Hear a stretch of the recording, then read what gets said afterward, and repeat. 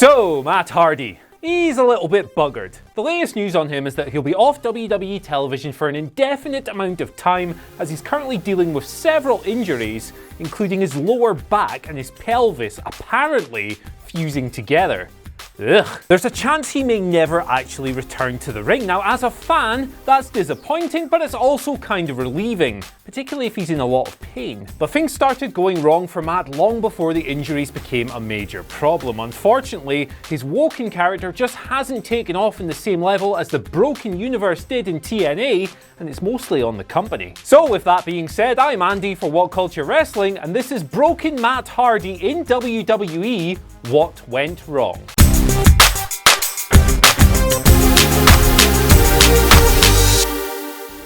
Calling Hardy's world broken was always something of a contradiction, because in breaking himself, Matt actually made countless opportunities for others, particularly those close to him. Key collaborator Jeremy Borash finally grabbed a long overdue WWE contract, having worked tirelessly alongside Matt to make the Broken Universe so magic in TNA. Jeff's brother Nero alter ego was essentially an outward extension of his creative inner self, and it subdued his personal demons long enough to convince Vince McMahon to take a second chance on the guy. And of course, that batshit Impact episode Total Non-Stop Deletion brought hordes of guys we haven't seen in years back into the spotlight, giving them a TV payday and inflating their appearance prices for years to come, and the list goes on. As far as Matt goes, well, his own ticket to the top was cashed in at WrestleMania 33 when he and Jeff returned to an explosive reaction, bringing hopes that the Broken Universe would soon become a reality on WWE television, but didn't really work out like that. I think it's safe to say that a lot of us approached the idea of WWE doing the Broken Universe, a weirdo comedy act built in another promotion,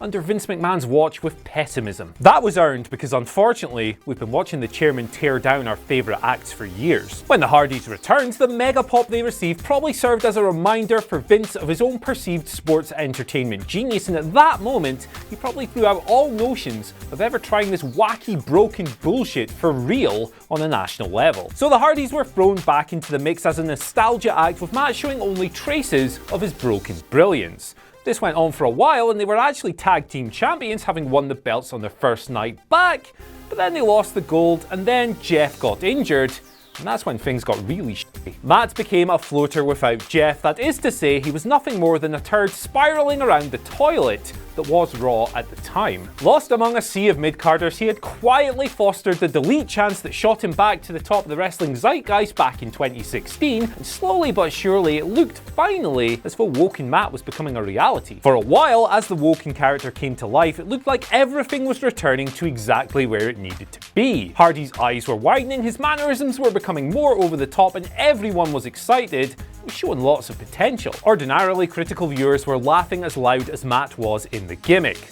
Laughing. They were laughing. It was the best piece of foreshadowing WWE have done in years. Matt went on a long losing streak, and a lot of fans got disheartened at that, but looking back on it, it was actually kind of smart from WWE's standpoint. The fans had been pining for a return to the broken persona of old, and in having him lose a lot, WWE at least gave themselves a catalyst to flip the switch and go with the character. Wired and weird, the broken character kicked off when a switch flipped inside Hardy's head, and soon he was bringing the thing to life on WWE television. It began with a simple little promo on Raw, and then another, until week after week, we were essentially watching the same damn thing. The law of diminishing returns soon kicked in, along with the grim realization that he was being paired with WWE's most toxic mid-card presence in years, Bray Wyatt, and guess what? The ensuing feud absolutely sucked. By that point, Wyatt had long since become Vince McMahon's new toy for slaying any gimmicks that needed the house lights turning off, much like The Undertaker slaying giant beasts back in the early 90s. Now, Finn Balor had escaped the embarrassment of having to wrestle dressed as a pumpkin when Wyatt went down with the mumps a few months later, but unfortunately, Matt wasn't so lucky. Their rivalry had less electricity than the House of Horrors in which Wyatt and Randy Orton had dicked about in the previous year.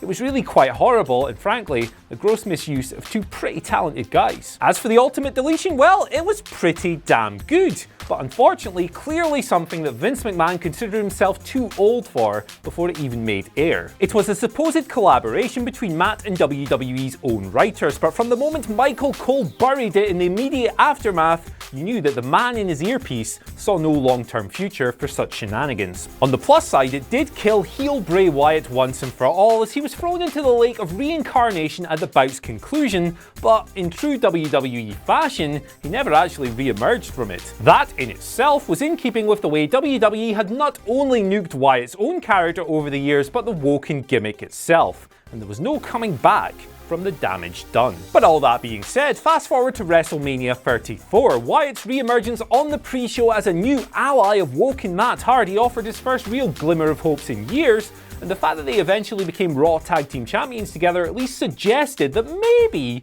Vince McMahon actually saw something in their pairing. But aside from the odd entertaining promo and segment here, the duo went nowhere, and they eventually lost their belts to the bloody B Team. And apparently Vince McMahon just didn't see the kind of money in the act that would warrant another trip back to the Hardy compound to produce the kind of content that had gotten the Broken Universe over so huge in TNA in the first place. Unfortunately, those kind of segments were killed after the ultimate deletion, and eventually, with Matt's injuries creeping up on him, the gimmick met its end. Much like the Woken character itself, this video has no real happy ending out with the painfully pragmatic. When it comes to the Broken Universe, Vince McMahon assumed control, decided he didn't really get it and that he didn't want to promote something that had gotten over so huge for one of his competitors, and of course this being WWE, Matt barely had a shred of control in the whole thing. Now, I don't think any of us really expected Matt to become some kind of big time main eventer on the strength of this gimmick alone. He was old as hell when he returned, beaten up as hell, and the Broken Universe, as entertaining as it is effectively just a comedy act, but still, you have to think WWE could have done so much more with what they had on their hands. The whole thing was over as hell, so at the very least, it would have been great to see Matt have an extended stay on the upper mid-card until his injuries finally warranted pulling him from television, but alas, he spent most of his time stuck in the rank and file with his popularity dwindling. Bray Wyatt may yet be saved with a hard reset of his character, but Matt Hardy, woken, broken or otherwise,